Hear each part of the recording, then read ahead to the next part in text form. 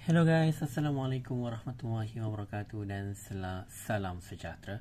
Seperti dijanjikan, cikgu akan buat sedikit ulang kaji tentang subjek sains untuk SPM tahun 2022. Jadi kertas yang kita akan refer pada malam ini adalah CJ Pelajaran Malaysia 2021 set 2, subjek sains kertas 1 Oktober or November. So, untuk kertas soalan SPM ni, dia ada 40 soalan. Masa yang diberikan adalah 1 jam 15 minit. So kita akan huraikan dan rungkaikan setiap soalan supaya kamu semua boleh membuat ulang kaji. Okey, mari kita lihat soalan yang pertama. Jadi soalan yang pertama berkisarkan tentang kaedah CPR. Kiraja 1 menunjukkan susunan kaedah bantuan kecemasan kepada orang dewasa. So periksa respon mangsa, buka salur pernafasan, dan X, lepas tu barulah bantuan kecemasan. Jadi jawapan yang tepat adalah D. Selepas kita buka saluran pernafasan, apa yang kita perlu lakukan adalah tekanan dada perlu dilakukan pada kadar 100 ke 120 tekanan per minit. So awak kena lakukan tekanan dada dulu. Dan barulah awak boleh lakukan bantuan pernafasan. Okay, dan lepas awak buat tekanan dada, dan awak boleh dengar bunyi hembusan nafas. Dan kalau tak ada nafas, awak boleh buat tekanan dada sebanyak 30 kali diikuti dengan 2 kali hembusan mulut ke mulut. Kalau tak boleh juga, lepas awak kena hubungi talian kecemasan. So yang paling penting adalah apa yang awak perlu buat, periksa respon dulu dan buka saluran pernafasan dan lakukan tekanan dada pada kadar 100 ke 120 minit. 100 ke 120 tekanan per minit. Barulah buat bantuan kecemasan. Okey, soalan yang kedua. Suhu badan normal adalah 36.9 ataupun 37. Antara berikut yang manakah tidak menyebabkan suhu badan mengalami peningkatan? Of course lah jawapannya A, sebab bekerja di dalam penghawa dingin dia sangat sejuk. Jadi suhu badan tidak akan meningkat. Okay, next is soalan nombor 3 tentang BMI ataupun jisim indeks badan. Okay, diberi satu jadual BMI kurang daripada 18.5 kurang jisim badan, 18.5 ke 24.9 jisim badan yang unggul, 25.0 ke 29.9 jisim badan berlebihan, lebih daripada 30 adalah obes.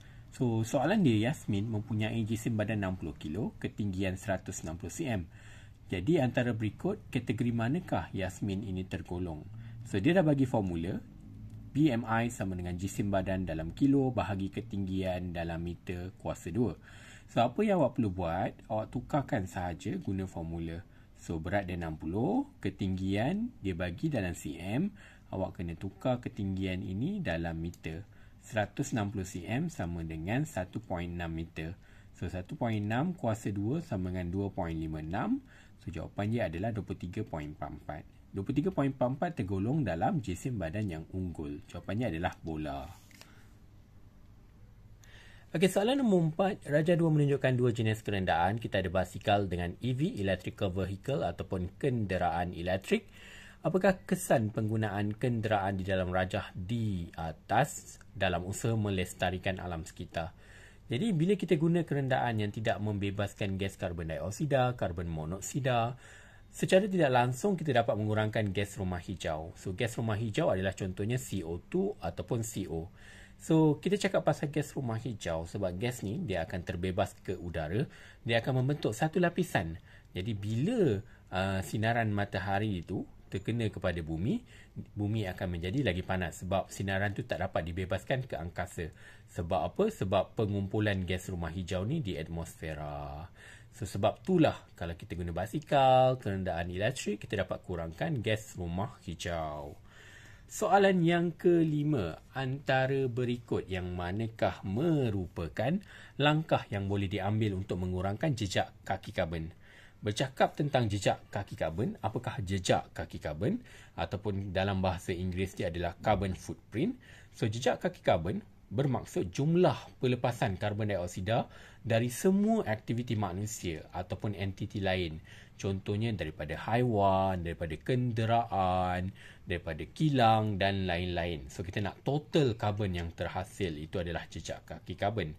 So, berbalik kepada soalan ini, dia tanya antara berikut yang manakah langkah boleh diambil nak kurangkan jejak kaki karbon.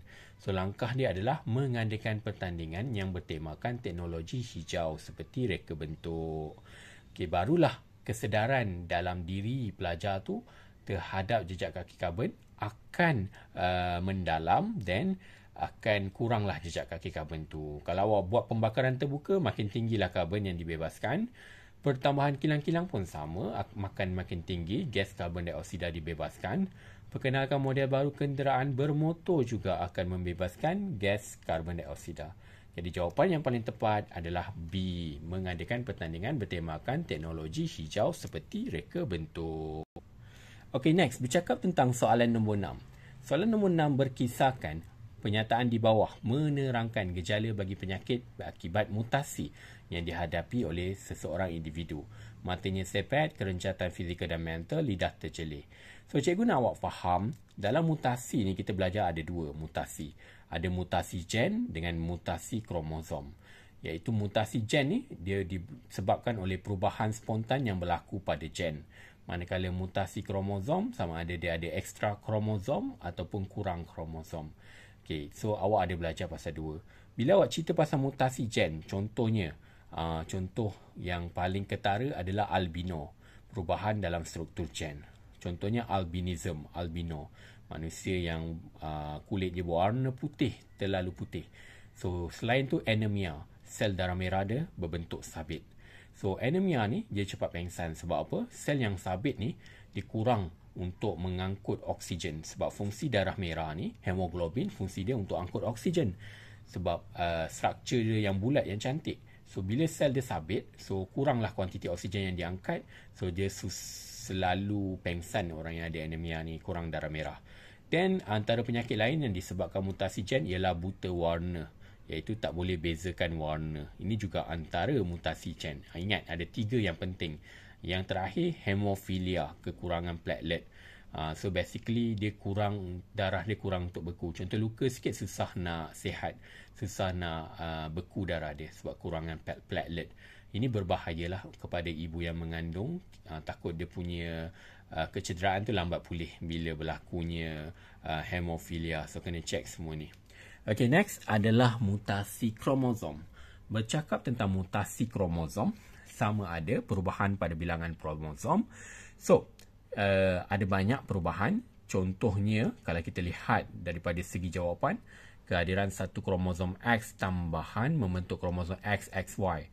Ini XXY ni adalah sindrom Klinefelter, ataupun kita panggil bapuk, mandul, lembut. Lelaki yang lembut.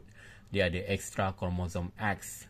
So, dia adalah untuk selalunya berlaku pada lelaki. Hanya berlaku pada lelaki, dia akan jadi lembut dan menyerupai perempuan. Okay, next yang menyebabkan mutasi kromosom, contoh yang lain adalah kehadiran satu kromosom tambahan pada pasangan autosom ke-21. So, kita panggil dia Down syndrome. Okay, contoh soalan ni adalah tentang Down syndrome. Ciri-ciri dia mata sepet, kerencatan fizikal dan mental, lidah terjelih. Sebab kehadiran kromosom tambahan pada kromosom ke-21. Okay, next adalah sindrom Turner. Selalu berlaku dekat perempuan saja. Sebab perempuan dia sepatutnya XX. Tapi untuk sindrom Turner dia kekurangan satu kromosom X. Okay, so perempuan yang begini dia akan mempunyai ciri-ciri macam lelaki sedikit. So dia akan jadi macam tomboy lah dari segi azalinya. So, itu adalah yang berlaku tentang mutasi gen ataupun mutasi kromosom. Okey, soalan seterusnya, soalan 7, Raja 3 menunjukkan satu teknologi kejuruteraan elektrik. So, teknologi ini adalah teknologi yang digunakan untuk menghasilkan insulin. Secara azalinya, insulin ni dihasilkan, contoh diambil daripada haiwan. Contohnya lembu, contohnya babi dan sebagainya. So, teknologi kejuruteraan elektrik ni mampu menghasilkan insulin menggunakan bakteria, dapat hasilkan insulin secara banyak dan dalam masa yang singkat. So, gambar rajah ditunjukkan adalah teknologi nak hasilkan insulin. Okey, kita pergi kepada soalan nombor 8. Okey, soalan nombor 8 berkisarkan apa pula? Okey, soalan nombor 8 antara berikut yang manakah merupakan variasi selanjar pada manusia. So, kita belajar ada dua jenis variasi untuk level SPM. So kita ada variasi selanjar atau continuous variation. Variasi tak selanjar, discontinuous variation. Bila cakap pasal continuous ni, dia boleh berubah-ubah. Selanjar ni, dia boleh berubah-ubah. Dia tidak boleh diwarisi. Dia berubah-ubah melalui faktor persekitaran. Contohnya warna kulit, sebab ada melanin kat kulit kita. Awak suka main panas, awak gelap. Awak duduk kat rumah je, tak kena cahaya matahari, awak akan putih. Contohnya awak makan banyak. So terlebih makan, awak akan berat. Bila kurang makan, awak akan kurus. Contoh yang lain, sama dengan tinggi lah. Kalau makan kalsium, akan cepat tinggi dan sebagainya. So selain daripada tu, kita ada variasi tak selanjar, discontinuous. Okey, ni selalunya variasi yang diwarisi. Bila lahir je, benda tu dah memang confirm, dia tak akan berubah-ubah. Contohnya adalah korang punya cap jari. Contoh yang lain, jenis darah. So kalau korang dah darah O, tak bolehlah tiba-tiba esok tukar jadi darah A pun tak boleh. So selain tu, lidah boleh gulung ke tak boleh gulung. Telinga tu, cuping telinga tu tergantung ataupun melekat. Dan rambut kerinting ataupun rambut lurus. Semua tu adalah variasi tak selanjar, discontinuous. Bila kita mewarisinya daripada ibu ataupun daripada bapa. Dan dia tak boleh berubah-ubah. Ingat, kalau variasi selanjar di faktor persekitaran. Variasi tak selanjar, faktor genetik. So, jawapan yang tepat adalah untuk variasi selanjar adalah warna kulit. So, kalau main panas, dia akan tukar-tukar warna lah. Kalau main panas, warna hitam. Duduk kat rumah, warna putih. Kumpulan darah, jantina, jenis cuping telinga, semua tu adalah variasi tak selanjar. Okey, Raja 4 menunjukkan graf bagi pola pertumbuhan satu jenis organisma. Contoh daripada telur, dia akan jadi whatever, larva ke whatever, dan dia jadi dewasa. So, berlakulah proses X. So, apakah proses W? Okey, kalau kita lihat proses yang paling tepat ini, kita namakan, sebab tengok panjang badan dia semakin lama semakin meningkat. So, proses ini adalah proses ekdisis. Di mana kita panggil bahasa mudah dia adalah proses penanggalan kulit. Contoh berlaku dekat udang, whatever lah, haiwan yang tidak bertulang belakang. Ini untuk salin kulit. Contohnya ketam, ular dan sebagainya. Okey, next adalah soalan nombor 10. Raja 5 menunjukkan seorang atlet melakukan senaman angkat berat. So, antara berikut yang manakah menunjukkan pergerakan otot bicep dan tricep. Okey, ini bayangkan korang punya lengan. Okey, lengan bahagian atas ialah bicep. Lengan bahagian atas ni kita panggil bicep. Bahagian bawah adalah tricep. So, jadi antara berikut yang manakah menunjukkan pergerakan otot yang berlaku bila bila awak pegang dumbbell ataupun angkat berat seperti ini, apa yang berlaku? Apa yang berlaku, awak punya bicep mengecut ataupun mengeras. Okay, then awak punya tricep bahagian belakang tu mengendur. Okay, untuk keadaan Q, awak punya bicep mengendur, awak punya tricep mengeras. So, itu yang berlaku. So, awak kena ingat bicep ni bahagian depan, tricep bahagian belakang. Okey, next adalah soalan nombor 11. Okey, kesian apa yang berlaku kat lelaki ni. Dia mengalami satu penyakit akibat ketidakseimbangan hormon. Kalau kita lihat, ada pembengkakan yang berlaku dekat leher. So, dekat leher ni kalau bengkak, bahasa mudahnya kita panggil penyakit beguk. Sebab kelenjar thyroid. Kat sini melibatkan kelenjar thyroid. Sebab apa? Kekurangan iodin. So, korang kena banyak makan seafood. Tapi jangan terlebih makan. Nanti kena sakit gaut. So, kalau berlakunya awak nampak soalan seperti ini. Okey, ini adalah disebabkan penyakit. Kita panggil penyakit beguk. Ataupun kelenjar thyroid dia bermasalah. Ataupun bahasa mudahnya kat sini. Dia kekurangan iodin. Okey, ini adalah penyakit beguk ataupun goiter. Antara berikut yang manakah menyebabkan penyakit ni? Kelenjar thyroid. Okey, kalau kelenjar pituitary ni dekat otak, pankreas menghasilkan insulin untuk menukarkan glukosa kepada gula. Kelenjar adrenal pula kepada buah pinggang. Jadi awak kena kenal lah jenis-jenis kelenjar. Kalau awak nampak daripada soalan, awak boleh identify dan senang untuk jawab soalan tersebut. Okey, soalan nombor 12. Antara berikut pasangan jenis dadah yang manakah adalah benar? So, kita belajar ada dadah jenis pelega kesakitan. Contohnya morfin, hormon, kokain, kodin, ganja dan sebagainya. So, ada juga dadah jenis penenang. Contohnya morfin juga dan barbiturat, ubat sakit jiwa. Dan ada juga jenis perangsang. Okay, so dalam antara pasangan berikut, yang manakah paling betul? Yang paling betul adalah D, perangsang. Contohnya nikotina. So contoh dia ada dalam rokok ataupun vape. So kalau korang hisap rokok, hisap vape banyak-banyak, dia senang untuk tertagih kerana dia terdapat dadah jenis perangsang. So jangan hisap vape ataupun rokok. Okay, nombor 13 adalah satu rajah yang diberikan kepada kita dalam susunan atom. So susunan atom sangat mudah. Bahagian luar sekali adalah elektron. Di dalam ni kita panggil nukleus, terdiri daripada proton dan juga neutron. Gabungan proton dan neutron membentuk nukleon. So dia tunjuk X ni, X ialah elektron. Okay, nombor 14. Nombor 14 disebutkan tentang jadual berkala. Tengok gambar jadual berkala ni. Cikgu nak ajar simple je jadual berkala ni. Okay, jadual berkala apa yang awak kena faham, bila kumpulan tu sama, maka apa yang berlaku, sifat kimia dia sama. Okay, so dia tanya kat sini pasangan unsur yang manakah mempunyai sifat kimia yang sama. P dan S mempunyai sifat kimia yang sama. Okay, untuk korang tahu juga, kumpulan 1 dan kumpulan 2 adalah alkali. Okay, kumpulan R ni adalah kumpulan 18 ataupun gas adi.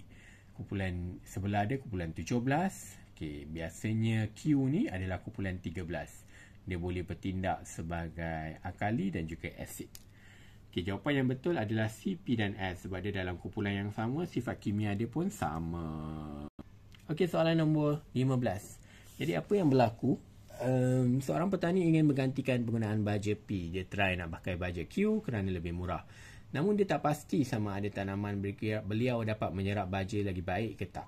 So, antara isotop, kita belajar tentang isotop. Isotop apa yang digunakan untuk menguji kadar penyerapan fosforus ataupun baja. So, kita gunakan fosforus 32. Dia boleh tahu kadar penyerapan baja. Kalau karbon 14 ni selalu digunakan untuk carbon dating ataupun mengetahui umur artifak. Contoh, kalau awak masuk kepada dalam piramid, awak jumpa tembikar, awak masuk dalam gua jumpa tembikar ke, jumpa pedang dan sebagainya, awak boleh guna karbon 14 kalau awak nak tahu umur artifak tu daripada kurun ke berapa. Okey, natrium 24 boleh digunakan untuk mengesan paip bocor ataupun salur darah tersumbat. Manakala kobalt 60 selalu digunakan untuk merawat kanser. Okey, soalan nombor 16. Okey, 16 ni berceritakan tentang apa? Tentang alloy. So, korang tahu tak alloy ni adalah gabungan lebih daripada dua logam. Boleh jadi 2, boleh jadi 3 dan sebagainya. Dia tujuannya untuk jadi apa? Untuk jadi lebih kuat, lebih menarik dan juga digunakan dalam aplikasi yang tertentu. So, contohnya, awak ada aluminium, kuprum, magnesium, mangan. Okey, ni famous ni. Alloy ni selalu digunakan nak buat badan kapal terbang. Nama dia duralumin. Okay, antara berikut sifat yang manakah benar? So, dia adalah ringan dan kuat untuk membina badal kapal terbang. Itu adalah duralumin. Okey, kalau nak buat gruit shilling, kita guna kuprum nikel. Kalau nak menghasilkan alat muzik, kita gunakan loyang. Kalau nak menghasilkan jambatan, mestilah kuat. Kita gunakan keluli, iaitu terdiri daripada besi dan juga karbon. So, awak kena ingat dia punya komponen dalam alloy tersebut. Okey, next adalah soalan nombor 17. Okey, agak mudah juga. Bila awak ada kecil, bulat-bulat kecil, proses X, tiba-tiba bulat-bulat tu bersambung. Okey, ini adalah proses pempolimeran. Okey, so daripada monomer jadi polimer. Kalau pemvulkanan, kita getah asli tu kita tambah sulfur untuk jadi getah sintetik. Itu adalah pemvulkanan. Pengesteran, asid karboksilik tambah alkohol. Penyulingan tu tentang air. Kita sulingkan air ataupun kita sulingkan dua mixture yang berbeza, dua larutan yang berbeza. Okey, untuk soalan 18. Okey, ada seorang student, dia bersin dan batuk. Jadi apa yang perlu awak lakukan? Okey, dia kata dia kena selsema antara ubat berikut yang manakah dapat menyembuhkan gejala lelaki tersebut. Bila kita kena selsema ataupun jangkitan bakteria, kita kena makan antibiotik. Antara jawapan yang tersebut, antibiotik adalah streptomycin. Kalau aspirin and paracetamol, dia adalah painkiller, hanya dia kurangkan rasa sakit je. Haloperidol adalah untuk mental health, ubat sakit jiwa. Contohnya kalau orang tu ada schizophrenia. Okey, contohnya dia berhalusinasi. Contoh nak bunuh diri, kita bagi dia haloperidol. Okay, next. Nombor 19. Antara berikut yang manakah menerangkan fungsi bahan aktif dalam satu produk? Cakap pasal barang aktif ni, bahan aktif ni adalah komponen yang mempunyai kesan terhadap penyembuhan atau pencegahan penyakit. Itu adalah bahan aktif. Okay, next adalah soalan nombor 20. Rajah 12 menunjukkan satu eksperimen bagi mengkaji keadaan jatuh bebas. Kita jatuhkan bulu ayam dan batu. Jadi apa yang berlaku? Kedua-duanya jatuh serentak. So kenapa ini berlaku? Kerana tiada rintangan udara. Sebab dia lakukan dalam keadaan vacuum, tiada udara. Okey, itulah yang berlaku. Okey, soalan nombor 21. Okey, Rajah 13 menunjukkan permainan blok Jenga. Pemain perlu menarik blok kayu di bahagian bawah. Susunan blok tanpa menyebabkan blok Jenga daripada runtuh. So, mengapakah blok di atas tak jatuh bila kita tarik dengan secara laju? Kita bercerita tentang inertia. So, inertia ada dua. Satu inertia pegun, satu inertia bergerak. So, inertia ni maksudnya kebolehupayaan untuk mengekalkan keadaan pegun ataupun bergerak. Dalam kes ni, Jenga ni bila awak tarik bahagian bawah ni laju-laju, bahagian atas tak jatuh sebab apa? Dia cuba nak mengekalkan keadaan pegunnya tidak bergerak. Sebab itulah dia tak jatuh, tak runtuh awak punya Jenga ni. Contoh yang lain adalah inertia bergerak. Bila awak naik bas, awak dah kerusi dah penuh, awak berdiri. Okay, tiba-tiba bas brake mengejut, awak akan tercampak sedikit ke hadapan. Okay, itu kita panggil juga keadaan inertia. Sebab inertia tu nak mengekalkan awak punya momentum bergerak tu. Tiba-tiba berhenti, awak akan gerak ke hadapan. Okay, dalam keadaan sekeliling kita, inertia ni digunakan contohnya bila awak basuh baju. So, dia akan pusing-pusing laju, tiba-tiba dia berhenti. So, air tu akan keluar. Masa drying proses lah, proses pengeringan ataupun masa awak spin baju awak. Okay, so jawapan yang betul, dia kata apakah yang berlaku? So, inertia blok Jenga mengekalkan keadaan asalnya, iaitu keadaan pegun. Okay, itu adalah konsep inertia. Okay, soalan nombor 22. Rajah 14 menunjukkan penghasilan sisa radioaktif daripada jana kuasa nuklear. So, apa yang berlaku? Dia kata antara berikut yang manakah bukan merupakan kesan buruk. Okay, yang bukan merupakan kesan buruk ialah membebaskan gas rumah hijau yang sedikit. So, radioaktif ni dia tak bebaskan gas rumah hijau langsung. Dia tak bebaskan karbon dioksida, karbon monoksida. So, itu adalah bukan kesan buruk dia. Tapi kesan buruk dia bahayanya kalau kita terdedah dengan bahan radioaktif, janin akan jadi cacat, pencemaran alam untuk masa yang panjang, mutasi sel yang menyebabkan kanser. Semua tu boleh berlaku. Sebab tu negara kita tak mampu lagi untuk menggunakan tenaga nuklear sebagai satu tenaga yang boleh menjamin tenaga pada masa hadapan. So, contoh macam di negara Jepun, Korea, mereka semua dah shift kepada tenaga nuklear. Sebab kita fikir pada masa hadapan sangat susah sebenarnya untuk kita kontrol dia punya disadvantage dia lah. Contohnya kalau berlakunya pencemaran tenaga nuklear radioaktif. Okey, soalan nombor 23 mudah saja. Soalan ni adalah tentang pertumbuhan bakteria. So, kalau awak tengok soalan ni, dia main faktor apa? Kalau tengok yang pertama kat sini, suhu 5, 37, 70. Keadaan jernih, keruh, jernih. So, pada suhu optimum 37 keadaan keruh, maksudnya bakteria tumbuh dengan aktif. Sebab itulah keadaan ini keruh. Sebab bakteria bernafas dan bubur nutrien akan jadi keruh. So, dia kata mengapakah suhu terlalu rendah, keadaan nutrien kekal jernih? Sebab merencatkan pertumbuhan bakteria. Key point dia, kena ingat, bakteria tumbuh dengan pesat pada suhu optimum 37 darjah Celsius. Okay, next soalan 24 tentang roti. So, pernah tak awak buat roti, tiba-tiba roti awak bentat ataupun tak naik? Kalau compare roti kat kedai, roti dia gebu je. Okay, ni sebab dia tanya apa? Sebab kat roti awak tu, masa awak buat adunan, awak tak tambah yeast. So, yeast ni penting untuk dapat roti yang gebu. Kenapa dia gebu? Sebab yeast ni dia akan bernafas, bebaskan gas karbon dioksida. So, roti awak pun akan jadi gebu dan cantik. Okay, next adalah soalan tentang pokok. Pokok pun perlukan nutrien. Kalau awak tengok pokok P ni, akar dia pendek je. Pokok Q, akar dia panjang, sangat subur. So, apakah yang berlaku? Apakah yang menyebabkan pertumbuhan akar P berbeza dengan Q? So, jadi bila cerita pasal akar adalah cerita tentang kekurangan nutrien fosforus. So, akar yang kurang fosforus akan jadi pendek, lebih fosforus dia akan panjang. Kalau nutrien boron adalah untuk akar dan batang dia akan mati kalau kurangnya nutrien boron. Boron ini adalah nutrien yang diperlukan dalam keadaan mikro, sedikit. Fosforus pada keadaan banyak. Okey, kalau kekurangan nutrien nitrogen. Nitrogen ni also makro, nutrien yang besar kepada tumbuhan. Kalau kurang fosforus, akar, pasal akar. Kalau kurang nitrogen, daunnya akan jadi kuning, pucat dan juga gugur. Kalau kurang zinc daunnya hijau tua. So, last sekali dia akan mati juga.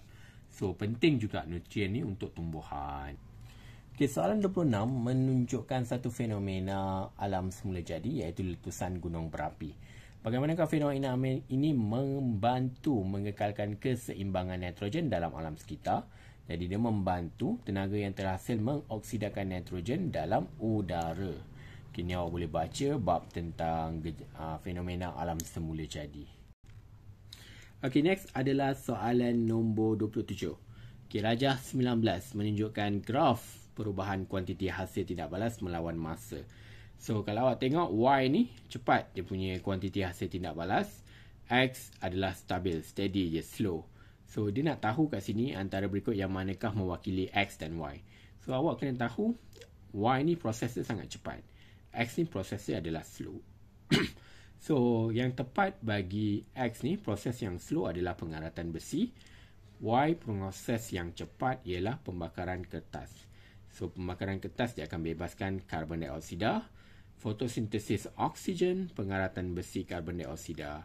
Kalau perebutan bahan organik akan membebaskan biogas, pengaratan besi karat.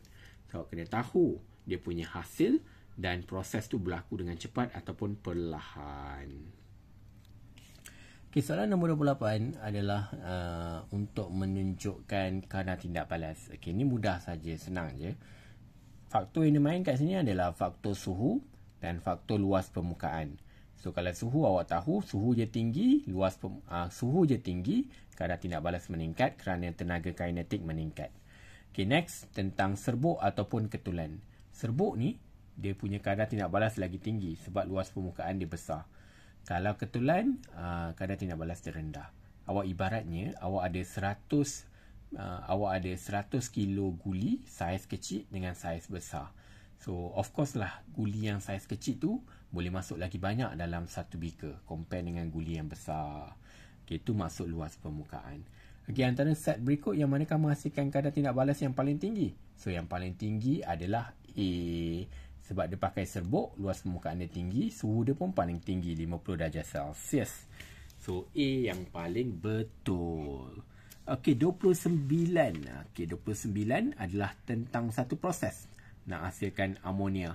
So, proses ni dinamakan proses Haber. So, ingat proses Haber hasilkan amonia. So, antara berikut yang manakah boleh menyebabkan kadar tindak balas menghasilkan amonia berkurang? Okey, jawapan yang tepat ialah A. Suhu W ialah 400. Sebab untuk hasilkan amonia, suhu optimum mestilah 500 darjah Celsius. Okay, kalau awak kurang daripada 500, maka akan berkuranglah kadar tindak balas. Dia akan jadi perlahan.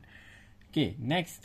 Bila cakap pasal Haber, dia punya proses Haber, dia punya tekanan mestilah 200 atm dan dia punya mangkin mestilah serbuk ferrum. So, awak kena ingat. Selain daripada proses Haber, awak kena ingat proses sentuh. Proses nak hasilkan asid sulfurik. Okay, dia gunakan 1 atmosfera, 450 darjah Celsius dan juga mangkin dia vanadium 5 oksida. Okay, itu adalah tentang proses sentuh. So, kena ingatlah proses Haber dengan proses sentuh. Dua-dua tu sangat penting. Okay, next adalah soalan 30 tentang kita karbon. Okay, sebelum tu kita tengok dulu Rajah 22. Bahan api bila awak bakar akan berlakunya proses P, pembakaran. Dia akan bebaskan karbon dioksida di udara.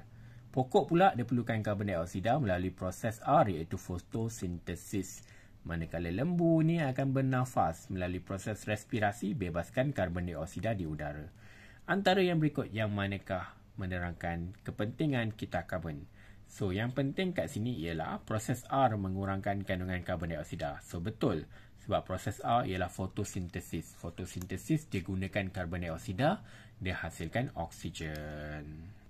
Soalan 31 menunjukkan sebatian karbon, kain sutera, arang kayu. Okey, kedua-duanya adalah daripada sumber semula jadi. Kedua-duanya satu kain sutera daripada larva, manakala arang kayu daripada pokok. Antara berikut yang manakah jenis sebatian karbon yang sama? So, petroleum. Sebab petroleum pun semula jadi mengandungi karbon dan juga hidrogen. Kalau karbon dioksida, kalium oksida, nylon, semua ni bukan mengandungi karbon dengan hidrogen. Karbon dioksida, karbon dan oksigen. Kalsium oksida, kalsium dengan oksigen. So, bila cerita tentang benda yang sama, mesti elemen dia sama sahaja. Okey, Rajah 32. Soalan 32. Rajah 24 menunjukkan satu eksperimen makmal bagi menghasilkan bahan J. Tadi cikgu ada terangkan, alkohol tambah asid etanoik. So, kita akan dapat sesuatu yang baunya harum, iaitu minyak wangi.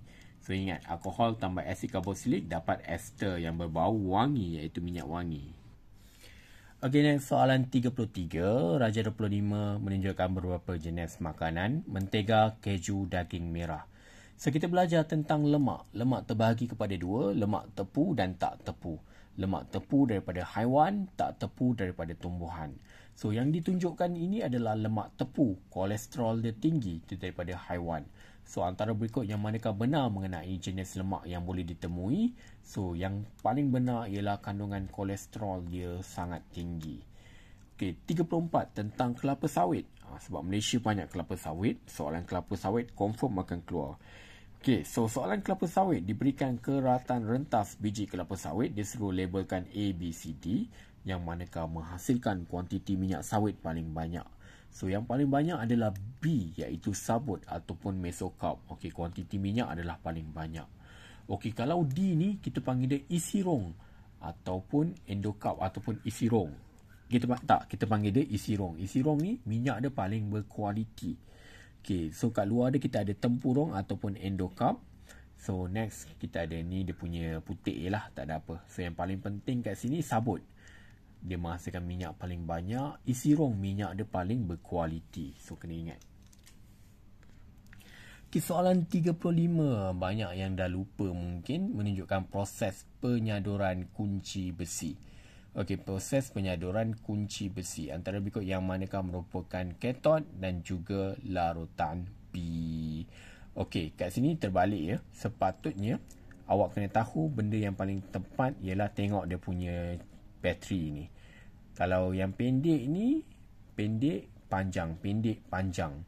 Yang pendek ni negatif. Okey, selalunya dalam sel bateri, yang negatif adalah katod. Yang positif adalah anode. Ni awak kena tukar. Ni sebenarnya sebelah sini adalah anode. Sebelah kanan cikgu ni adalah katod. Okey, awak kena ingat dua benda tu.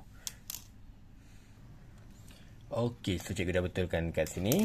Boleh tengok balik. Okey. Cek dulu dia punya bateri. Bateri yang panjang yang positif tu adalah anode. Yang pendek tu adalah katod. So, apa yang berlaku dekat sini? Anode ni dia akan lama makin kurus. Kuprom ni makin lama makin terhakis. So, dia akan pergi kepada kunci besi. Kunci besi ni akan tersadur. Dia akan jadi makin gemuk. So, apa yang awak kena tahu? Larutan yang digunakan mestilah mengandungi anode. Dia mesti mengandungi anode. Kat sini silap. Larutan yang digunakan mesti mengandungi anode. Okey, contoh anode yang awak gunakan ialah kuprom. Jadi larutan ni mesti ada anode, mesti ada kuprom juga. So, kalau awak guna kuprom, mesti contoh ada kuprom sulfat ke kuprom nitrat, whatever. So, jawapan yang betul, so katod adalah kunci besi.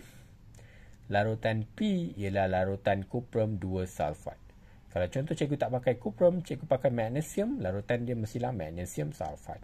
So, dia kena selari. Okey, soalan nombor 36 menunjukkan satu sel kimia ringkas.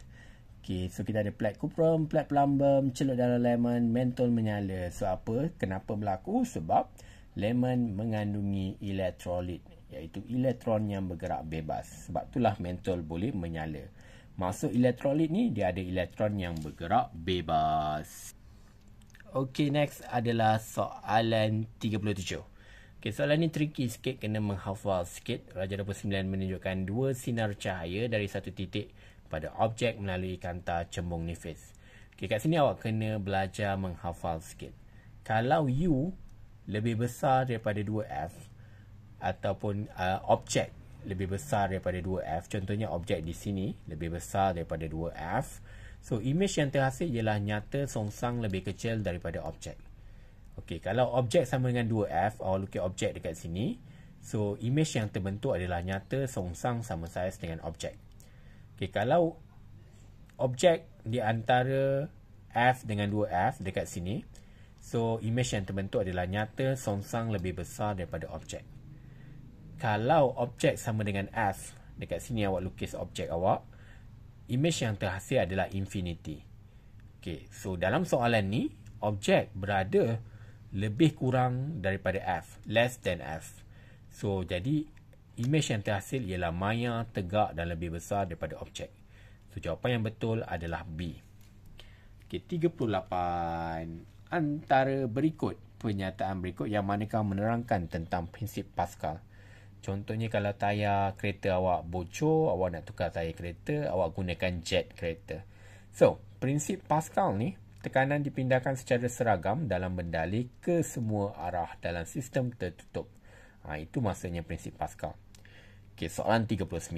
Antara berikut yang manakah benar tentang hal laju satelit untuk satelit kekal dalam orbit?